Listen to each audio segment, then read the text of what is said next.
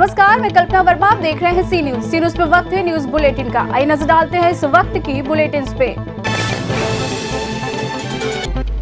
जिलाधिकारी मिर्जापुर सुनील कुमार ने शर्तों के आधार पर बाजार खोलने की अनुमति दी। फूड विभाग की लाइसेंसी मिष्ठान भंडार, फल, सब्जी, दूध, किराना, चश्मा स्टोर, बेकरी सप्ताह भर सुबह 7 बजे से शाम 5 बजे तक खुलेंगी। वहीं hardware, electronic, mobile, recharge, repairing, बर्तन, फर्नीचर, बैग, अटैची की दुकानें मंगलवार, गुरुवार, शनिवार को 10 बजे से शाम 5 बजे तक खुलेंगी। बैठक रखी गई थी वो धार्मिक गुरुओं से संवाद स्थापित करने की जो हम लोगों ने एक परंपरा की है उसके तहत की गई थी और ईद के पहले और अलविदा नमाज से पहले उनको मुबारकबाद भी देनी थी। साथ में ही क्योंकि अब ये लॉकडाउन जो हमारा 31 तारीख तक हो गया है, इसके तहत क्या क्या छूट दी गई है इससे भी अवगत कराना था। जो आवश्यक सामग्री है जैसे मिर्ची है, इसको हमने किसी तरह से बंदिशों से मुक्त रखा है। ये 24 घंटे और हर दिन खुल सकती है। इसके अतिरिक्त हम लोगों ने 3 कैटेगरी और बनाई है। जो सामान रोज़ आवश्यक है जैसे खाद्यान्न है, फल है, इस तरह की चीज़ें रोज़ हम लोगों ने 7 बजे सुबह से लेकर 5 बजे तक शाम तक के लिए खुले रखने के लिए आदेश किया है, अनुमति दी है। इसके अतिरिक्त अन्य जो सामग्रियां हैं, चाहे वो शोरूम से हों, चाहे साइकिल की दुकान हो, चाहे अन्य किसी दुकान को, उनको अलग अलग तिथियों में 3 ग्रुप में डिवाइड कर दिया है ताकि बाज़ार में किसी तरह की भीड़ न उमड़े और उनके दिन निश्चित कर दिए ताकि लोग सोशल डिस्टेंसिंग का फॉलोअप कर सकें और सबको सामान मिल सके। कामर में कौन सी सब दुकानें खोली गई होंगी? जैसे इसमें हर तरह के जो व्यापार हैं उसको सम्मिलित किया गया है। इनके दिन निर्धारित है, जैसे मंगलवार, गुरुवार और शनिवार एक ग्रुप में रखे गए हैं, दूसरे ग्रुप में सोमवार, बुधवार और शुक्रवार रखा गया है। इन 2 ग्रुप के अतिरिक्त एक और ग्रुप बनाया गया है जिसमें बुधवार और रविवार का ग्रुप है। इसमें 2 दिन इन 3 ग्रुप में हमने सारे व्यापार को बांट रखा है जिसमें इसमें खुलने की अनुमति है। किसी भी दुकान को 5 बजे के बाद खुलने की अनुमति नहीं है, एक्सेप्ट जो हमारी दवा की दुकान है उसके अतिरिक्त सारी दुकानें 5 बजे बंद करने की अनुमति है। मिर्जापुर से सी न्यूज संवाददाता गौरव श्रीवास्तव की रिपोर्ट।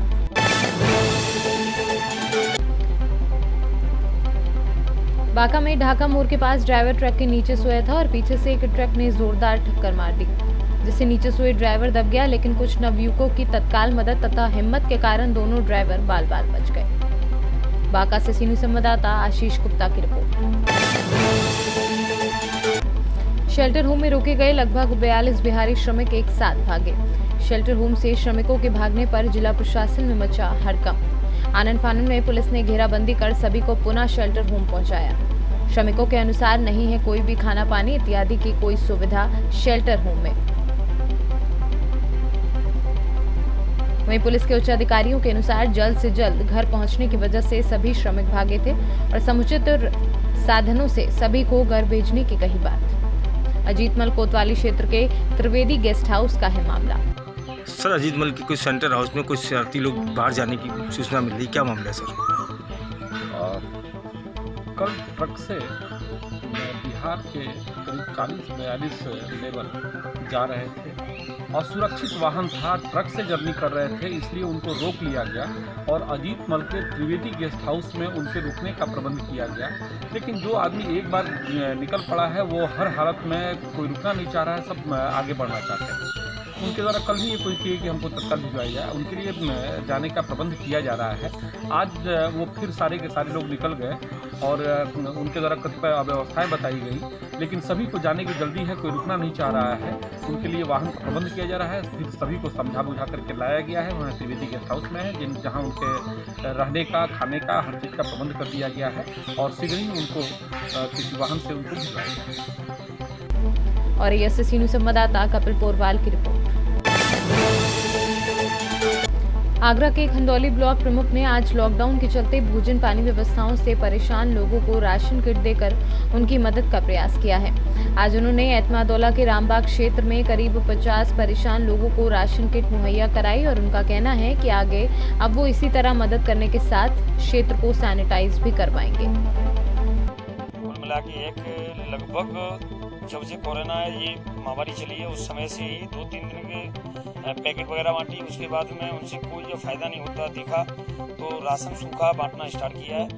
रेगुलर बांट रहा हूँ। लगभग 8-8.5 हज़ार किट अब तक बढ़ चुकी हैं और मेरा मानना है कि जब तक कोरोना रूपी जो महामारी ये बीमारी रहेगी, क्योंकि जब से गरीब लोग ज़्यादा परेशान थे, जो दिहाड़ी मजदूर हैं, पर डे काम करने वाले, आज वो स्थिति विकराल बनती जा रही है। जो मध्यम वर्ग के लोग हैं, क्योंकि वहाँ से फ़ोन आता है, गोपनीयता से आता है कि हमारी स्थिति अब तक हम सही थे परंतु अब हमारी परिस्थिति बहुत ही बिगड़ती जा रही है। तो मैं वहाँ पे भी गोपनीयता तरीका से गाड़ी जाती है, न उनको ये पूछते हैं आप कहाँ रहते हैं कैसे, जैसे सिर्फ मोबाइल नंबर और लड़कों से बोल दिया जाता है कि आप ये नहीं पूछो क्या परिस्थिति कैसे है। सिर्फ राशन किट उनके घर पर रखी और गाड़ी तुरंत वापस आ जाती है। और जैसे भी जो सामूहिक हमारे जो भारतीय जनता पार्टी के हमारे साथी हैं उनके माध्यम से सूचना मिलती है, सभासदों के माध्यम से, जहाँ भी आगरा में जो 11 वार्डें हैं उर्ली साइड में अपने विधानसभा एदमापुर के, जहाँ भी वहाँ पर जो परिस्थिति है वहाँ पर मैं अपनी